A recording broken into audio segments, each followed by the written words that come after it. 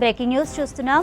అమెరికాలోని చికాగోలో కాల్పులు కలకలం రేపాయి. చికాగోలో ఎన్ ఫేర్వెల్ ఈవ్లో జరిగిన కాల్పుల్లో ఖమ్మం జిల్లాకు చెందిన సుకారపు సాయి తేజ చనిపోయాడు. 4 నెలల కిందటే ఎంఎస్ చదవడానికి అమెరికా వెళ్లాడు సాయి. చికాగోలోని సూపర్ మార్కెట్లో పార్ట్ టైం జాబ్ చేస్తూ చదువుకుంటున్నారు. ఉన్నత చదువుల కోసం అమెరికా వెళ్లిన సాయి చనిపోవడంతో ఖమ్మం జిల్లాలోని ఆయన ఇంట్లో విషాదం నెలకొంది.